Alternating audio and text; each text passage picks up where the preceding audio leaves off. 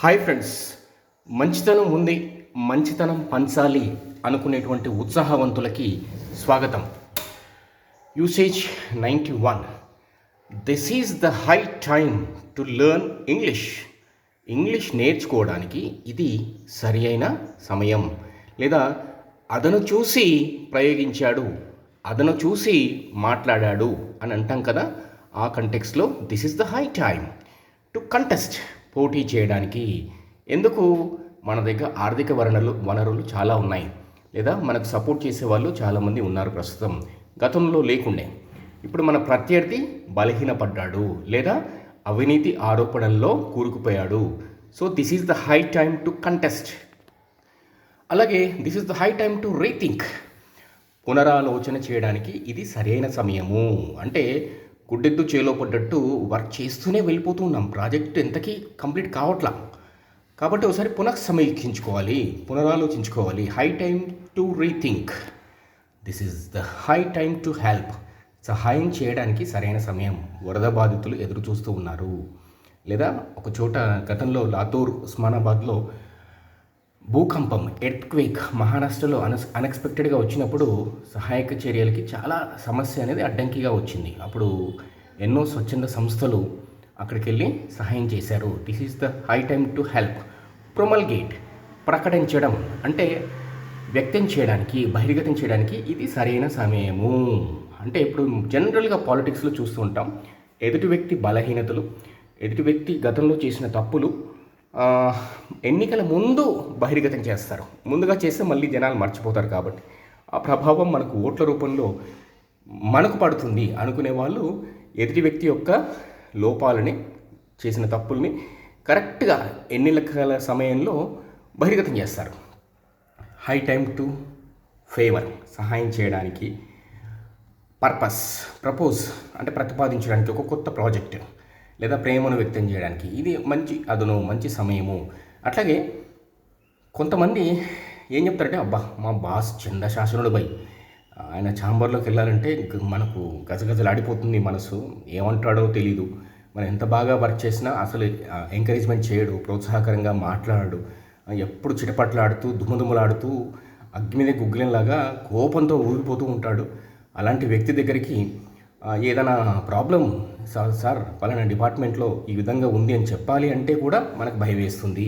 అలాంటప్పుడు ground level reality, అంటే క్షేత్రస్థాయిలో ఉన్నటువంటి వాస్తవ పరిస్థితి ఆయనకు తెలిసేది ఎలా, మనం తెలియజెప్పాలంటే కూడా భయం వేస్తుంది కదా అని చాలామంది ఎంప్లాయీస్ తమ ఆఫీసుకు సంబంధించిన గోడు వెళ్ళబోసుకోవడం మనం వింటూ ఉంటాం. అయితే నేనేం చెప్తానంటే, ఓకే మీకు దృష్టికి ఒక సమస్య వచ్చింది, మీకు తెలుసు, అయితే నేరుగా సమస్యని తీసుకుని వెళ్ళి అతనికి చెబితే ఖచ్చితంగా క్లాస్ పీక్తాడు, కోపడతాడు.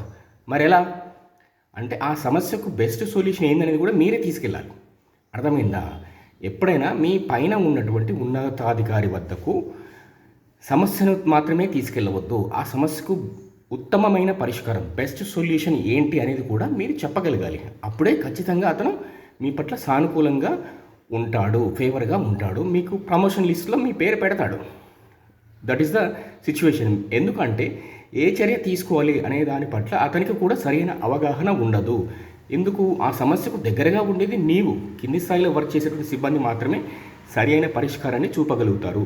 కాబట్టి బాస్ దగ్గరికి సొల్యూషన్ లేకుండా ప్రాబ్లమ్ని తీసుకెళ్ళవద్దు. సార్ ఈ ప్రాబ్లం ఉంది, దీనికి సొల్యూషన్ అయితే బాగుంటుంది, ఆల్టర్నేటివ్గా ఇది కూడా ఉంటుంది అని చెప్పాలి. Show alternative also. So this is the high time to show alternate solution. ప్రత్యామ్నాయ పరిష్కారం చూపడానికి ఇది అదను. ఇది ట్రై చేయండి ఫ్రెండ్స్. షేర్ హోల్డర్స్ యొక్క డబ్బు పంచడానికి ఇది సరైన సమయము. పంచడాన్ని డిస్ట్రిబ్యూట్ అంటాం. మీకు తోచిన ఆన్సర్ని కామెంట్స్లో పెట్టండి. నెక్స్ట్ కొన్ని యూసేజెస్ చెప్తానండి. రెడీమేడ్గా నేను మీకు సమాధానం చెప్పను, మీరు ట్రై చేయండి దీని అర్థం ఏమై ఉంటుంది అని చెప్పేసి. It's raining, okay. It's spitting, it's drizzling, DRIZZLING, new usage, new word. It's lashing, it's pouring rain, it's raining cats and dogs. ఇంట్రెస్టింగ్గా ఉంది కదా. మామూలుగా ప్రకృతితో సహవాసం చేసేటువంటి మూగ జంతువులకి ముందుగానే తెలిసిపోతుంది వర్ష ఋతువు రాబోతుంది, వర్షాలు పడబోతున్నాయి. కాబట్టి అవి సురక్షితంగా కొన్ని స్థావరాలను ఏర్పాటు చేసుకుంటాయి. ఓకే, సో వర్షం పడ్డా వాటికి ఏం కాదన్నమాట, అంటే ఆ చోటుకి వెళ్ళిపోయి భద్రంగా ఉంటాయి. అయితే అవి వాటి యొక్క సురక్షిత స్థావరాలు కూడా డిస్టర్బ్ అయ్యే విధంగా కుండపోతగా భారీ వర్షం పడేటువంటి సందర్భాన్ని it's raining cats and dogs అంటాం. So that's all friends. Positive English nurtures. సానుకూల దృక్పథంతో ఉత్సాహంగా నేర్చుకోవాలి అనుకునే వారికి ఎల్లవేళలా స్వాగతం చెప్తుంది Pen spoken English. 8639215116. What are you doing my dear?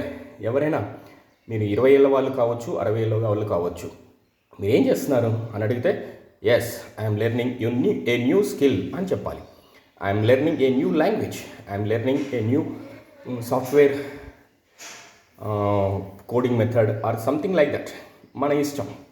ఏదైనా కొత్తగా నేర్చుకుంటూ ఉంటే జీవితం సరికొత్తగా అనిపిస్తుంది, ఉత్సాహం ఉంటుంది, ఎనర్జీ ఉంటుంది.